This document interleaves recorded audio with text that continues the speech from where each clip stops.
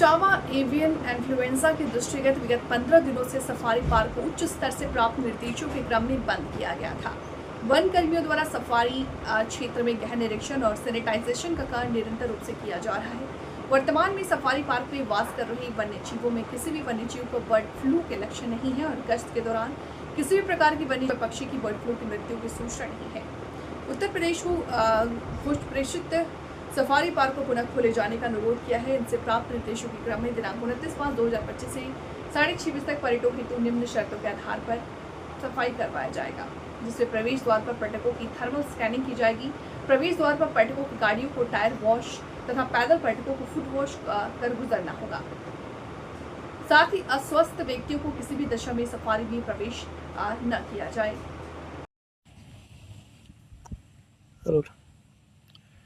Avian influenza के चलते safari park को 15 दिनों से बंद रखा गया था, जिसके क्रम में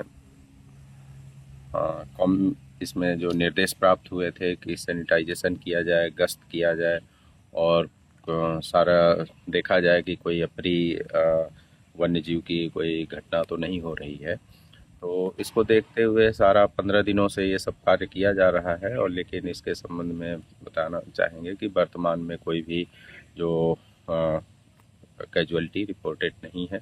उसके क्रम में एक प्रधान मुख्य वन संरक्षक वन्य जीव उत्तर प्रदेश को एक रिपोर्ट प्रेषित की गई और उनसे अनुरोध किया गया कि इसको सफारी पार्क को पुनः जो पर्यटकों हेतु खोला जाए।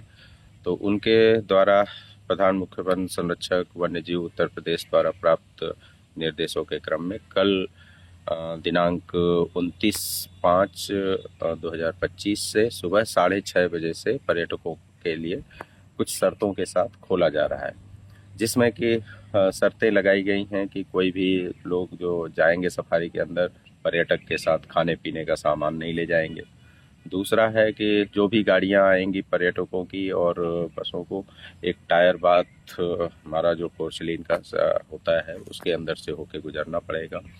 और तीसरा थर्मल स्कैनिंग की जाएगी, जिससे कि कोई भी जिसको अगर बीमार है या कुछ है तो उसके टेम्परेचर के आधार पे उसको अंदर सफारी के प्रवेश करने की अनुमति नहीं दी जाएगी। तो इन शर्तों के साथ एक सफारी पार्क को पुनः जो है पर्यटकों हेतु खोला जा रहा है। इसलिए सभी का स्वागत है और बड़ी संख्या में उम्मीद है कि लोग जो है सफारी पार्क देखने आएंगे। धन्यवाद।